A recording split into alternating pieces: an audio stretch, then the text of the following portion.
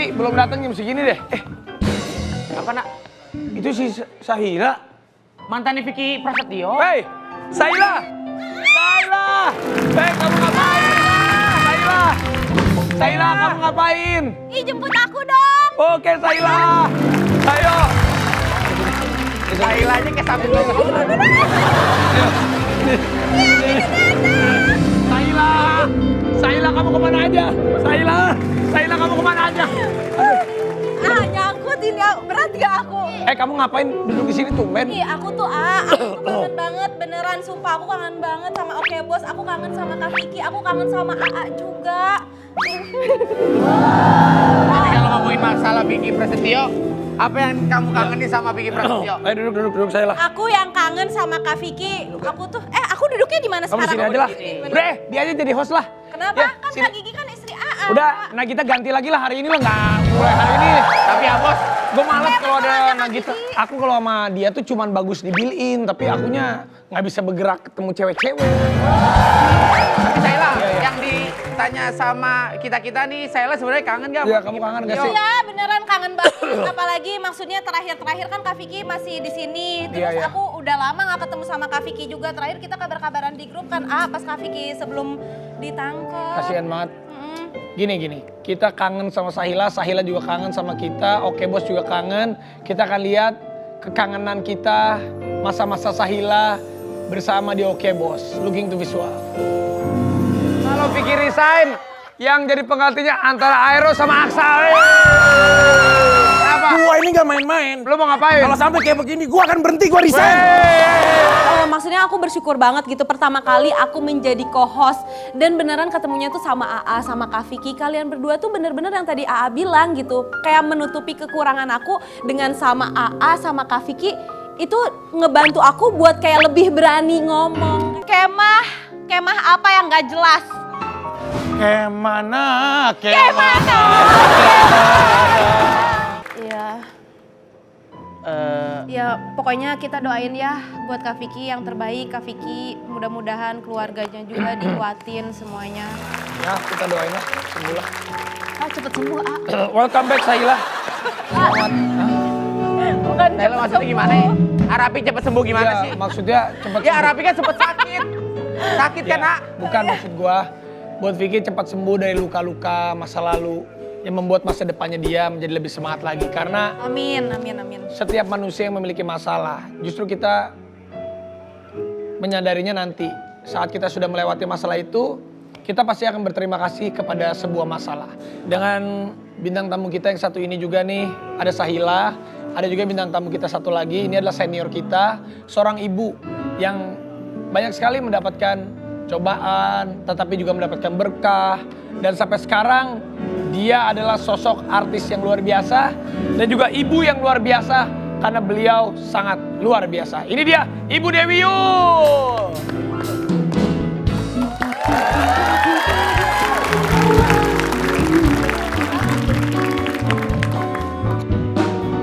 Ibu,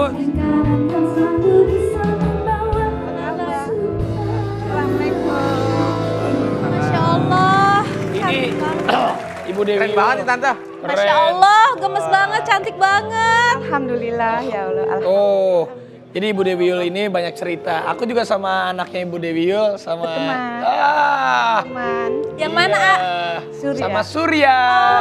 Waktu aku di luar negeri kemarin aku main sama Surya. Video call juga sama Ibu. Pastinya ibu-ibu di rumah penasaran kan kita mau ngobrol apa sama Ibu Dewi Yul. Karena katanya Ibu Dewi Yul punya profesi baru sebagai pawang hujan. Hah? Dan pawang mana? Tetap di Oke Bos. Siap, Bos.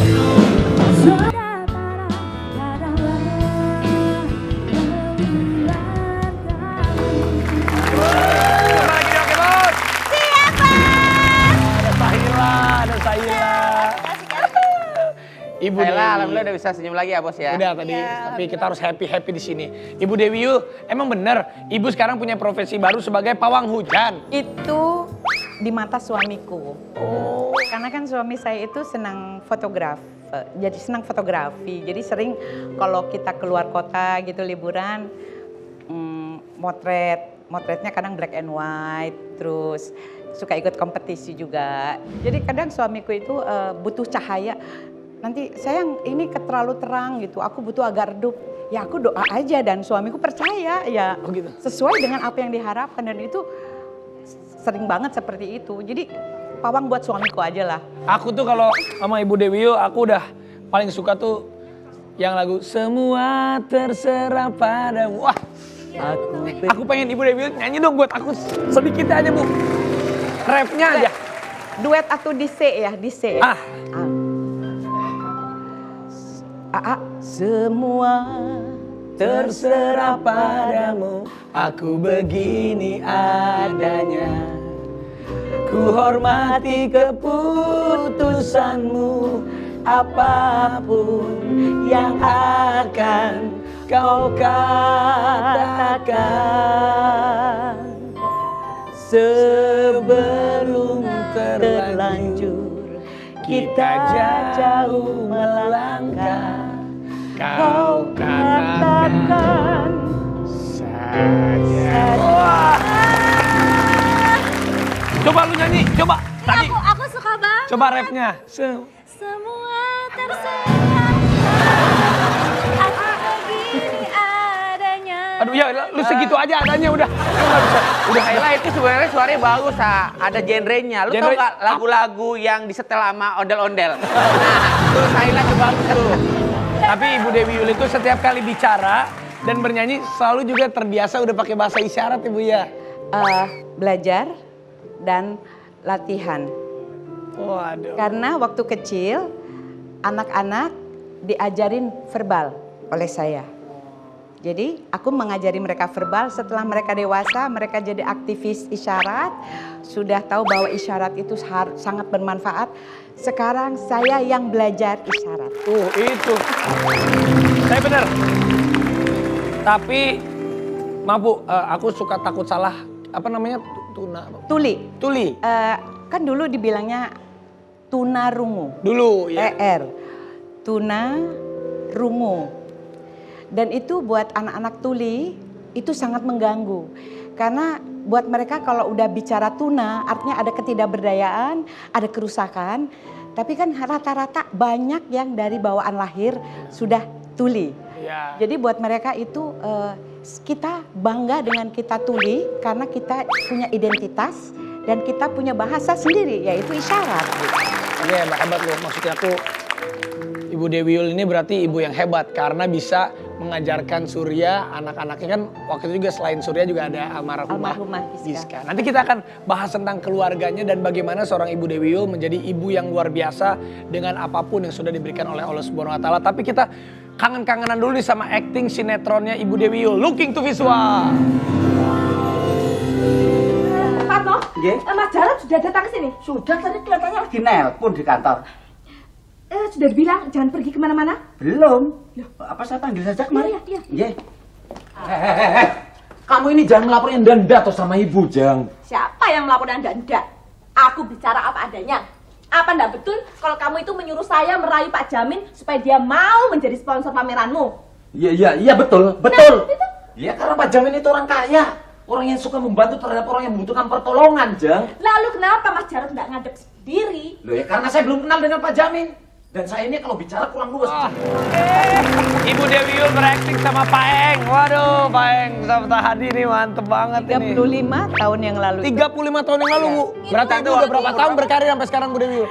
Kalau nyanyi dari umur 5 tahun. Wow. Umur 9 tahun jadi penyanyi cilik terbaik se-Jawa Barat. Wow. 9 tahun. Kemudian umur 9 tahun dikenalkan sama Eyang Titi Puspa. Iya. Masuklah jadi anggota Papiko, tapi justru karena dari Cirebon, satu-satunya yang lain kan Papiko itu Persatuan Artis Penyanyi Ibu Kota. Tapi karena suaminya Eyang Titi itu almarhum Pak Musmu Alim orang Cirebon, jadi kenalan sama mamaku, aku ditenteng, ini udah juara. Jadi dititipin jadi penyanyi di Jakarta, tapi tetap tinggal di Cirebon. Nah umur 12 tahun diajak main film sama Eyang Titi, judulnya Bawang Putih Bawang Merah. Itu pertama kali? Pertama kali main film ya? Jadi Tahun berapa Tante? tahun 73. Belum lahir kita, Bil. Umur 12 tahun. Yang lucunya pas jadi pemeran pembantu, istilahnya jadi anak kampung, penggembira lah gitu. Pemain utamanya almarhum Bruri sama almarhumah Tanti Yosefa. Itu tahun 73. Tidak pernah nyangka 22 tahun kemudian jadi pasangan duet. Sama Om Sombruri. sama Om Bruri. Ya. Jadi udah berapa puluh tahun Bu ya? Udah Kenal acting dari umur 12. Semua Sekarang berarti? Iya, sinetron sudah 50 tahun di dunia entertainnya lebih bahkan nih. Bu ya? 55 tahun. Wow, 55 tahun. Waktu itu aku pernah ngedengar beritanya sebelum Kak Giska Nggak ada? nggak Ya. ada, katanya bunda itu bukan bunda yang baik, tapi ibu yang lemah. Oh, Maksudnya?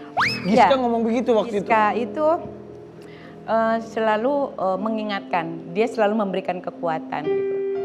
Dia pernah bilang, ibu, saya memperhatikan ibu itu bukan baik, ibu itu lemah. Karena ibu nggak pernah bisa bicara tidak. Ibu tidak pernah bisa bicara enggak gitu. Ibu selalu iya karena takut dibilang nggak baik. Dan akhirnya aku menyadari bahwa memang betul apa yang Giska katakan, aku ini lemah gitu, bukan baik karena takut dibilang nggak baik.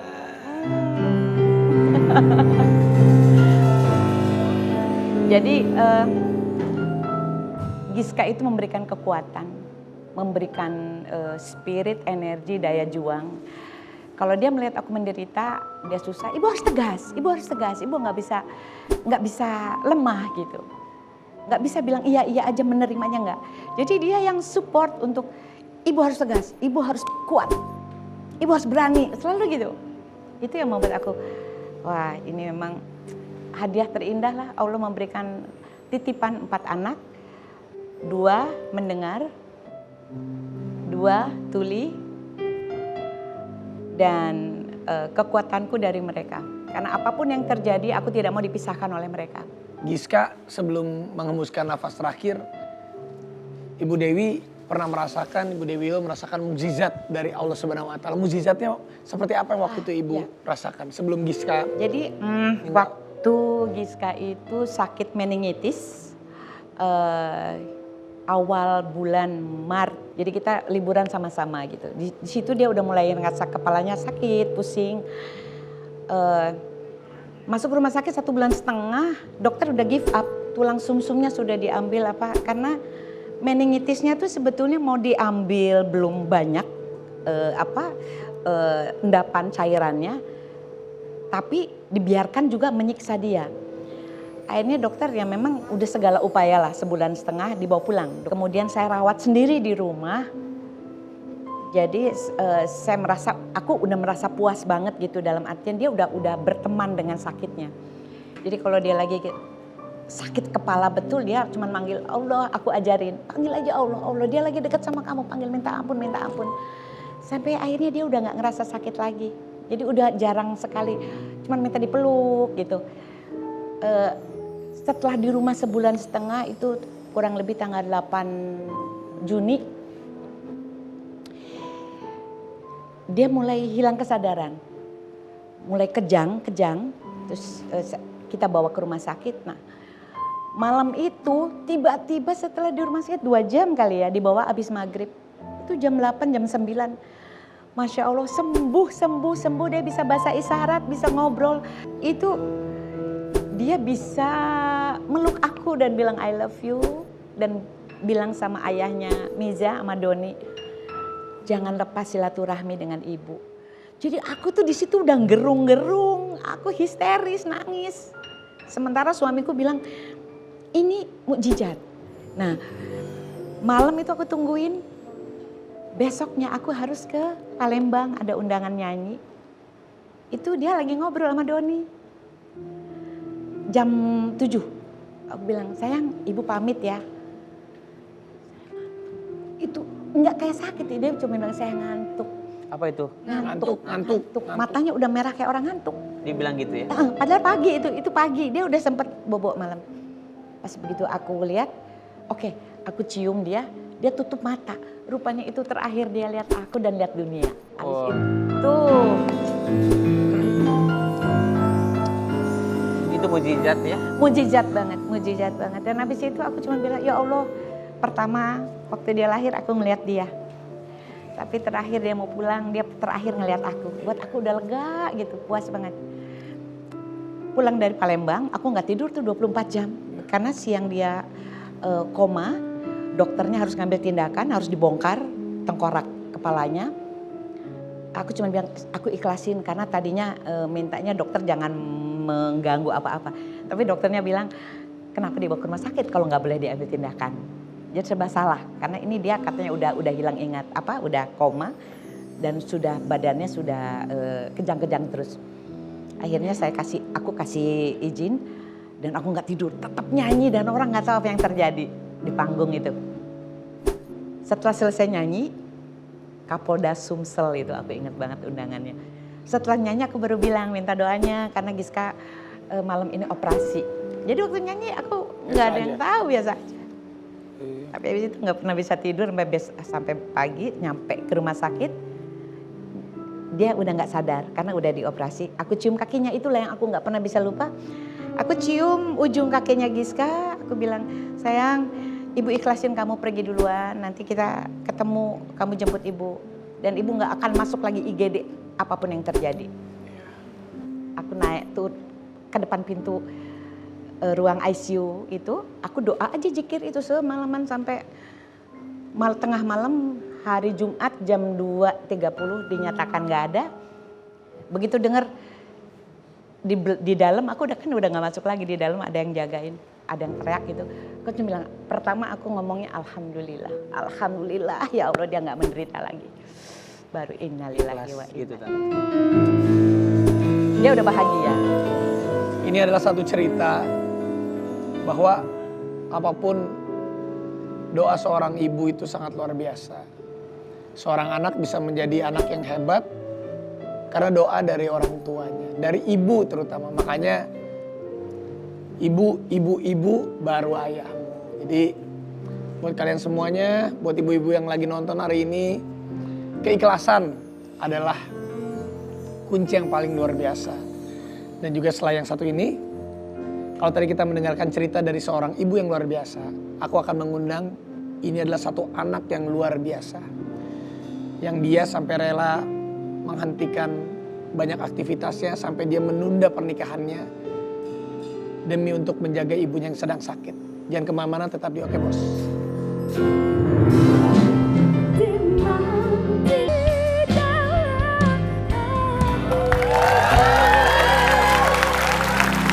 Sesuai janji saya, kalau hari ini kita banyak mendengarkan cerita dari Ibu Dewi Yul tentang perjuangan seorang ibu yang sangat luar biasa. Dan sekarang kita akan panggilkan sahabat saya yang akan bercerita tentang bagaimana dia menjaga ibunya yang sedang sakit. Sampai sekarang dia nggak nikah-nikah, anak ngurus ibunya. Teguh Fagetos!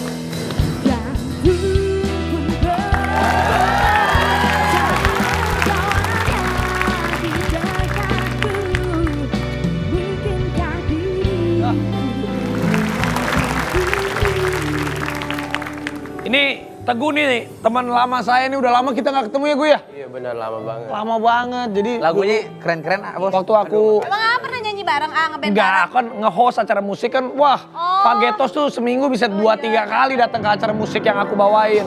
Dan lagu-lagunya hit semua. Teguh, tadi Ibu Dewi Yul udah menceritakan gimana Ibu Dewi Yul bisa apapun menjalankan hidupnya dengan keikhlasan, apa yang Allah titipkan untuk Ibu Dewi Yul semua dijaga. Ya kan kalau Teguh aku baca kemarin nih di sosial media, di berita-berita, ibu itu sakit apa Teguh, sampai Teguh, makanya aku pikir ini Fagetos kemana ya? Kok jarang tampil padahal lagunya hit semua loh. Ya. Wah gila dulu lagunya top banget. Terus Teguh aku baca, Teguh juga tidak menikah sampai sekarang, bukannya karena nggak ada jodohnya, bukan tidak mencari, tetapi karena setiap hari menjaga ibunya yang sedang sakit stroke akibat penyumbatan pembuluh darah di otak. Iya. Udah berapa lama ibu sakit Teguh? Kalau terbaringnya sih udah mau 3 tahun. Sudah 3 tahun. Sudah mau 3 tahun. Dari tanggal 3 April 2017. Maaf kan kamu jagain ibu terus. Iya. Ayah kemana? Ayah adik? Saya makanya begitu dekat banget sama ibu saya karena semenjak kelas 6 SD sudah almarhum. Sudah meninggal ayah. 6 SD. Jadi lo tiap hari kamu sama ibu terus? Iya. Jadi sebelum terbaring sakit gini memang sekitar 2 atau 3 tahun ibu sudah namanya udah mulai sepuh. Terkadang beliau ngerasa sepi karena kakak saya mungkin yang lain sudah menikah semua, otomatis kalau udah menikah Ada kewajibannya juga. benar, dan mereka pisah di rumahnya masing-masing lah ya. Untuk ketemu pun mungkin tidak 24 jam full yang tadinya dulu mungkin satu rumah. Saya udah ngelewatin beberapa fase yang ibu saya setelah ngomong sepi-sepi itu mulai udah demensia. Kadang lupa, jadi ingat sama, suka nanyain orang tuanya padahal sudah meninggal. Saya selalu ingetin lagi, makan udah meninggal gitu. Enggak, kata si marah-marah lu tuh. Memori jangka panjangnya masih ingat, tapi yang pendek udah. Iya, benar, Pak, ya. benar Bu, kayak gitu. Jadi waktu itu ketika saya ingetin secara pelan-pelan gitu, marah beliau tuh, marah-marah. Tapi saya memaklumi itu tanpa kesadaran beliau kan marah-marah itu. Dengan ya Allah, di situ saya udah mulai khawatir sih. Khawatir tuh maksudnya, wah ini yang tadinya mungkin masih normal-normal aja, biasa sekarang udah mulai lupa. Terus kadang sholat tuh nggak berhenti-berhenti, udah pas sholat isya tuh habis assalamualaikum, sholat lagi terus aja. Udah selesai dari tadi, mak kenapa diulang-ulang terus gitu? Udah belum, katanya belum. Itu saya udah mulai, itu sih beberapa tahun sebelum terbaring ini luar biasa juga. Saya sebagai anak harus benar diuji kesabaran, saya harus selalu menjaganya. Kadang ibu saya waktu itu memakai baju aja kebalik, sudah tanpa sadar beliau. Iya, mungkin Teguh alasan, mohon maaf ya Teguh ya, alasan lo belum nikah mungkin yang lo takutin kasih sayang itu terbagi sama pasangan lo, mungkin gak sih? Jadi dulu itu tadi ketika mama saya bilang sepi ya, nggak kayak dulu sepi. Terus tiba-tiba nggak lama beliau tuh sambil ngelamun tuh, oh mungkin ntar kalau enggu udah nikah juga, mungkin emak bakal sendiri ya, bakal ditinggal, enggu bakal sama istri enggu, katanya. Itu sih sebenarnya yang bikin saya gimana ya. Waktu itu saya langsung peluk gitu, mah sekalipun nanti kalau mau nikah nggak akan, mah bagaimana mungkin sih bisa ninggalin, mah nggak mungkin karena dari dulu kan udah deket ya gitu mah. Usia berapa ibu? Kurang lebih 78 ya. Sudah 7. Wow. Kak Teguh tuh nggak nikah memang diniatin, apa sebenarnya ada yang dekat tapi Kak Teguh nggak berani ngambil keputusan? Jujur aja setelah ibu waktu itu ngomong sepi kayak gitu, keinginan siapa sih yang nggak mau menikah, ya Bu? Apalagi saya sekarang udah mau 38 bentar lagi. Saya sudah kesampingkan itu dengan kondisi ibu saya sekarang yang sudah terbaring, karena tiap harinya saya gentin popok, sehari bisa 4 kali. Itu doanya ibu ya, doanya ibunya ingin supaya jangan nikah karena khawatir takut perhatiannya kurang. Kita doakan mudah-mudahan dapat jodoh yang solehah, yang mau merawat ibunya. Amin, insya Allah. Amin, insya Allah. Kalau anak baiknya udah Insya Allah. pasti mendapatkan jodoh yang baik, Insya Allah. soleha yang bisa Ya. yang menjaga ibunya Ya. Teguh Amin, sendiri. insya Allah. Amin. Apa yang Teguh selalu rindukan nih? Waktu ibu dulu masih sehat ya, kamu punya kenangan apa sama ibu yang bener-bener kamu kangen bang? Banyak sebenarnya. Banyak banget. Salah satunya beliau kan, karena saya paling bontot, anak bontot. Beliau selalu memanjakan saya dengan kata-kata sayangnya dan panggilan-panggilan sayangnya. Enggu, Jimat, Raden, Donto kadang. Kayak gitulah dengan sebutan-sebutan itu. Jadi ketika beliau kalau pulang pengajian di pagi hari jam 10-an, dulu semasa sehat ya, saya kamarkan di atas. Beliau tuh dari bawah aja tuh udah teriak-teriak kayak dengan panggilan saya, Jimat, Raden, ini mau bawain mie kocok kesukaan Jimat ya, kayak gitu. Itu tahun berapa? Udah lama banget saya udah nggak dengar itu lagi, saya kangen banget. Kalau ibu, sekarang ibu masih bisa mendengar dengan baik masih? insya Allah saya yakin sih pasti bisa dengar. Seandainya ada isi hatinya Teguh yang ingin kamu ungkapkan ke ibu gitu. Siapa tahu ini jutaan penonton lagi nonton mendoakan juga apa yang ingin kamu ungkapkan dan ucapkan buat ibu kamu. Sebenarnya setiap hari saya selalu habis gentiin popok, saya selalu bilang, saya selalu minta maaf sama beliau setiap hari. Saya selalu minta maaf dan saya selalu minta ridhonya. Dan saya selalu bilang, Ma cepat sembuh. Gue doain Ma biar cepat sembuh, biar panjang umur. Terus biar kita bisa jalan-jalan lagi. Ma mau makan apa gitu kemana. Gue antar kemana-mana. Terus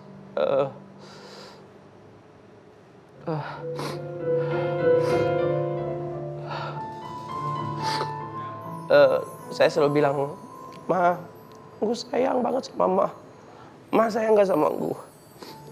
Saya selalu tunggu terus sampai beliau bisa jawab. Ketika beliau jawab sayang, itu saya udah tenang banget. Sayang katanya. Terus di saat saya selalu bilang saya minta maaf tiap hari itu selalu minta maaf.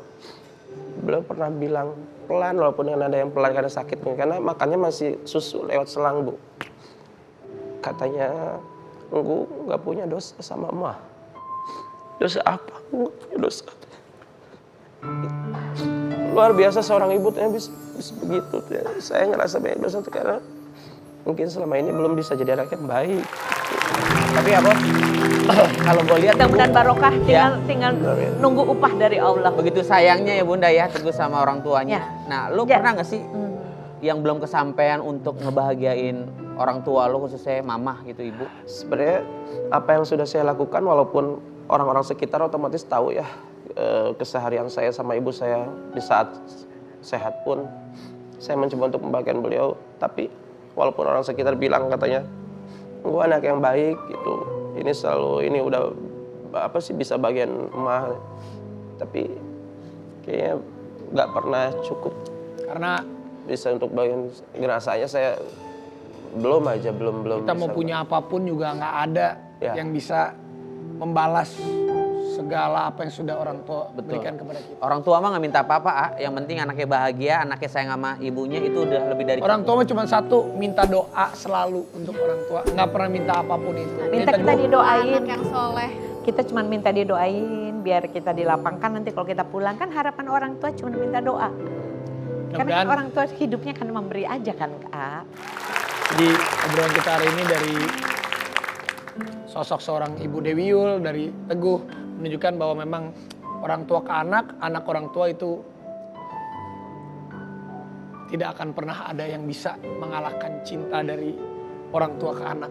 Kasih ibu Sepanjang masa. Dan kemana-mana, tetap di Oke Bos. Siap.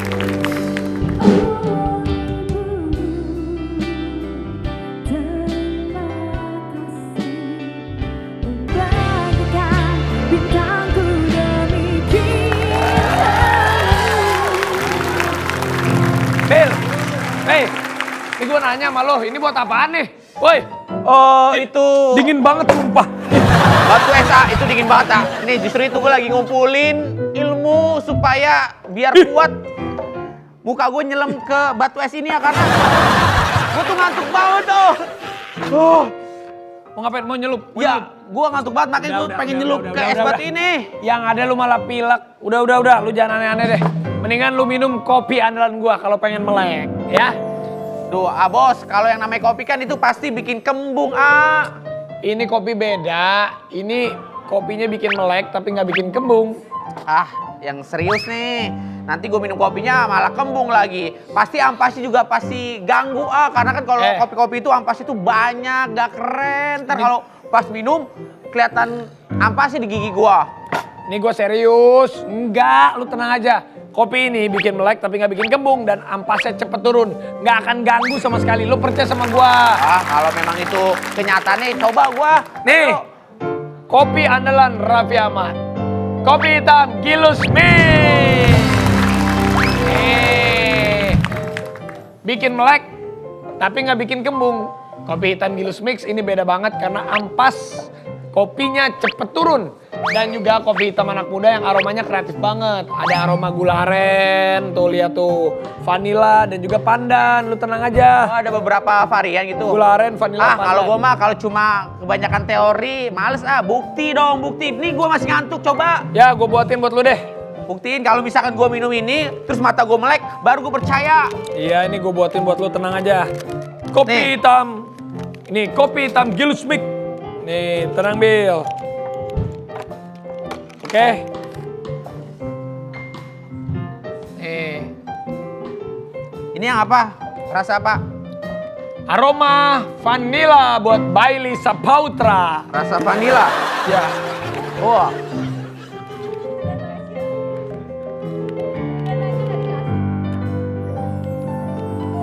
Tuh. Aku bikin buat Billy udah deh, Bil. Tinggal kita aduk. Bos. Tante Dewi Yul mau Iya, Gilus Mix.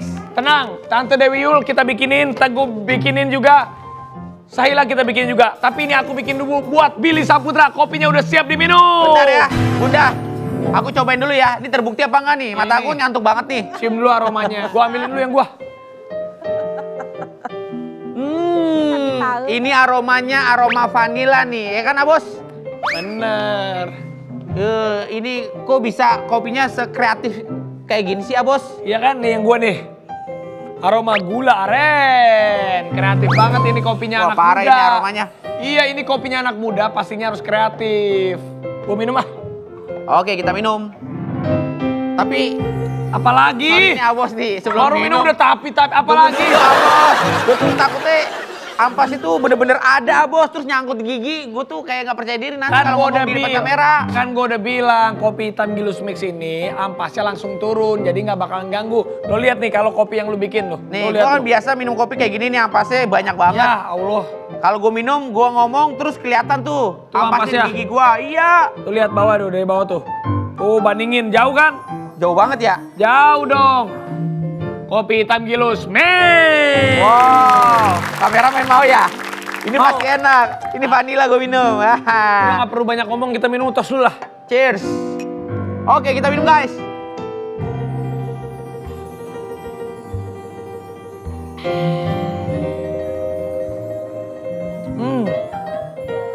Gimana? Wow. Yang pertama, Bos, ini ampasnya bener-bener langsung turun tuh, Bos. Jadi nggak ganggu di gigi gua tuh. Ya. Kok bisa kayak gini ya, Bos ya? Enak banget nih. Mantap. Jelas dong. Kopi hitam Gilus Mix. Ini kopinya digiling halus, jadi ampasnya juga halus banget dan juga cepet turun ampasnya. Gimana? Enak kan? Kopi favorit gue? Sekali lagi gue seruput ya. Ya.